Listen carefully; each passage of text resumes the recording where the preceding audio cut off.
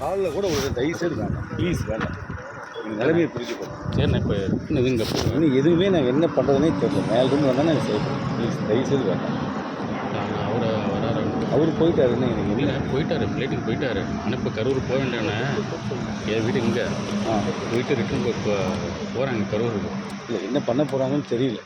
அது தெரியாமல் தெரியாமல் நான் தப்பாக போட்டேன். நான் அப்படியே போயிட்டு யூட்டன் போட்டு வந்தேன். தப்பாக எனக்கு தயவுசெய்து வேணாங்க. சூழ்நிலை சரியில்லை. என்ன முடிவு எடுக்க போகிறாங்க என்ன பண்ணணும்னு தெரியாமல் இருக்கும். ட்ரெஸ்ஸுக்காக மனிதாபமும் நடந்துக்கலாம். தன் உயிர் போயிடும். தயவுசெய்து வேண்டாம் ப்ளீஸ். என்னண்ணே சரிங்க நிற்கிறேன். இல்லை இல்லை வந்திருக்கோம், நிற்கிறோம். இங்கே அந்த வேலை நின்றுருக்கோம். வந்து இங்கே துக்க சம்பவம் ஒன்று ஆயிடுச்சு. அவங்க ஒரு ஆறுதல் சொல்லிட்டு அப்படியே போயிட்டு தான் வந்தேன். இங்கே இங்கே வேற ஒரு காரியம் ஆயிடுச்சு. ப்ளீஸ் ஒன்றும் வேண்டாம். தயவு செய்து வேறு ஏதாவது புரிஞ்சுக்கோங்க ப்ளீஸ். பார்க்குறது டிஸ்டர்ப் பண்ணிட்டு என்ன பண்ணுறது ஏது பண்ணுறது தெரியாமல் உட்காந்து பார்த்தேன். நான் வீடியோ எடுத்தேன். யார் என்ன பார்க்க போகிறீங்க ப்ளீஸ் விடுங்க. இல்லை ஒன்றும் இல்லை, ஒன்றும் இல்லை. நீங்கள் இப்படிலாம் மன பண்ண கடுப்பாயிரோண்ணே. இல்லை யார் என்னென்னு கூட பார்க்க விடுமே. என்னென்ன யார் இவ்வளோ தூரம் சொல்கிறது மனிதாபிமானம் பேசுகிறீங்க. ஆனால் நானும் மனிதாபிமானத்தோட பேசிட்டு இருக்கேன். அதுக்கு எல்லாம் ரொம்ப நொந்து போயிருக்கோண்ணே. எல்லா டைமில் வந்து அப்படி கிடையாதுண்ணே. என்ன ஏது என்ன பண்ணுறது நொந்து போயிருக்கோம். இப்போ அது ஒரு பக்கம் போகும்பொழுது ஒரு நாள் யார் போனாங்கன்னு தெரியணும்லண்ணே. அது ஏன்னா ஊருங்கண்ணே. அதை காலில் கூட ஒரு தயவுசெய்து வேண்டாம், ப்ளீஸ் வேண்டாம். எங்கள் நிலைமையை புரிஞ்சுக்கணும். சரிண்ணே. இப்போ இதுங்க இன்னும் எதுவுமே நாங்கள் என்ன பண்ணுறதுனே தெரியல. மேலிருந்து வந்தால் நாங்கள் செய்யணும். ப்ளீஸ் தயவுசெய்து வேண்டாம். அவரை வராரு. அவர் போயிட்டாருன்னு எனக்கு இல்லை போயிட்டாரு, ஃப்ளைட்டுக்கு போயிட்டாரு. ஆனால் இப்போ கரூர் போக வேண்டியவனே என் வீடு இங்கே போயிட்டு ரிட்டர்ன் போகிறாங்க கரூருக்கு. இல்லை என்ன பண்ண போகிறாங்கன்னு தெரியல. அது தெரியாமல் தப்பாக போட்டேன். நான் அப்படியே போயிட்டு யூட்டன் போட்டு வந்தேன். தப்பாக எனக்கு தயவுசெய்து வேணாங்க. சூழ்நிலை சரியில்லை. என்ன முடிவு எடுக்க போகிறாங்க என்ன பண்ணணும்னு தெரியாமல் இருக்கும். ட்ரெஸ்ஸுக்காக மனிதாபமும் நடந்துக்கலாம். தன் உயிர் போயிடும். தயவுசெய்து வேண்டாம் ப்ளீஸ். என்னண்ணே சரிங்க நிற்கிறேன். இல்லை வந்திருக்கோம், நிற்கிறோம். இங்கே அந்த வேலை நின்றுருக்கோம். வந்து இங்கே துக்க சம்பவம் ஒன்று ஆயிடுச்சு. அவங்க ஒரு ஆறுதல் சொல்லிட்டு அப்படியே போயிட்டு தான் வந்தேன். இங்கே வேற ஒரு காரியம் ஆயிடுச்சு. ப்ளீஸ் ஒன்றும் வேண்டாம். தயவு செய்து வேறு ஏதாவது புரிஞ்சுக்கோங்க ப்ளீஸ். பார்க்குறது டிஸ்டர்ப் பண்ணிட்டு என்ன பண்ணுறது ஏது பண்ணுறது தெரியாமல் உட்காந்து பார்த்தேன். நான் வீடியோ எடுத்தேன். யார் என்ன பார்க்க போகிறீங்க ப்ளீஸ் விடுங்க. இல்லை ஒன்றும் இல்லை, ஒன்றும் இல்லை. நீங்கள் இப்படிலாம் மன பண்ண கடுப்பாயிரோண்ணே. இல்லை யார் என்னென்னு கூட பார்க்க விடுமே. என்னென்ன யார் இவ்வளோ தூரம் சொல்கிறது மனிதாபிமானம் பேசுகிறீங்க. ஆனால் நானும் மனிதாபிமானத்தோட பேசிட்டு இருக்கேன். அதுக்கு எல்லாம் ரொம்ப நொந்து போயிருக்கோண்ணே. எல்லா டைமில் வந்து அப்படி கிடையாதுண்ணே. என்ன ஏது என்ன பண்ணுறது நொந்து போயிருக்கோம். இப்போ அது ஒரு பக்கம் போகும்பொழுது ஒரு நாள் யார் போனாங்கன்னு தெரியணும்லண்ணே. அது ஏன்னா ஊருங்கண்ணே. அதை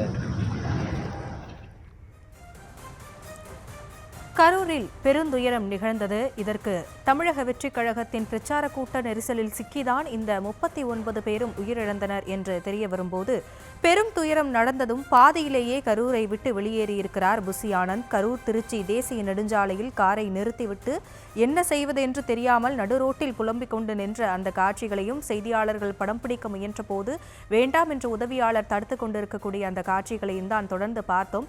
இது குறித்த விவரங்களோடு இணைகிறார் எமது செய்தியாளர் கதிரவன். என்ன நடந்தது விவரங்கள்? வணக்கம் ஹாசினி. தமிழக வெற்றி கழக தலைவர் விஜய் வாரந்தோறும் சனிக்கிழமை சுற்றுப்பயணம் செய்து பேசி வருகிறார். அந்த வகையில் நேற்று நாமக்கல் சுற்றுப்பயணத்தை முடித்துக் கொண்டு கரூரில் சுற்றுப்பயணம் செய்த போது அங்கு பேசிய போது பலர் மயக்கமடைந்தனர். இதனால் தமிழக வெற்றி கழக தலைவர் வேனிலிருந்து தனது பேச்சை நிறுத்திவிட்டு மயக்கமடைந்தவர்களுக்கு வாட்டர் பாட்டிலை கொடுத்துள்ளார். மேலும் மயக்கமடைந்தவர்களை ஆம்புலன்ஸில் ஏற்றி செல்பவர்களுக்கு வழிவிடுமாறும் அறிவுறுத்தினார்.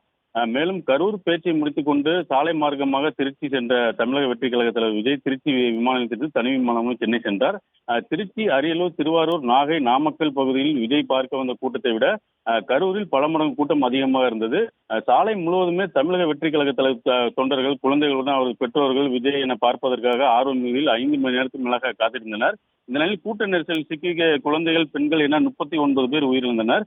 மேலும் 100க்கும் மேற்பட்டோர் மயக்கமடைந்து அரசு மற்றும் தனியார் மருத்துவமனையில் சிகிச்சை பெற்று வருகின்றனர்.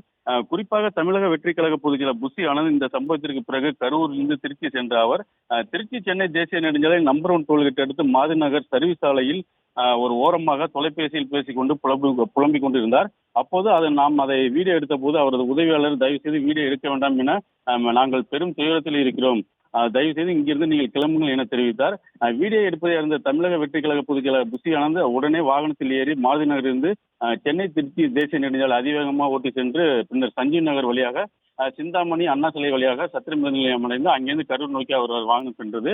குறிப்பாக திருச்சி சென்னை தேசிய நெடுஞ்சாலையில் நம்பர் 1 டோல்கேட் பகுதியில் 39 பேர் இருந்த செய்தி கேட்ட புசி ஆனந்த் என்ன செய்வது இல்லாமல் புலம்பிக் கொண்டே இருந்தார்.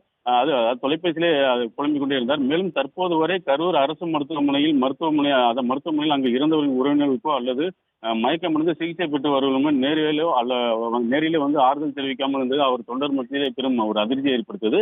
குறிப்பாக இவர் 39 பேர் ஒரு இறந்தது, அது மட்டும் இல்லாமல் ஒரு 100க்கும் மேற்பட்டோர் மயக்கமடைந்த இந்த செய்தி கேட்டு தொலைபேசியிலே ஒரு திருச்சி சென்னை தேசிய நெடுஞ்சாலை அந்த பகுதியிலே ஒரு புலம்பிக் கொண்டிருந்தது.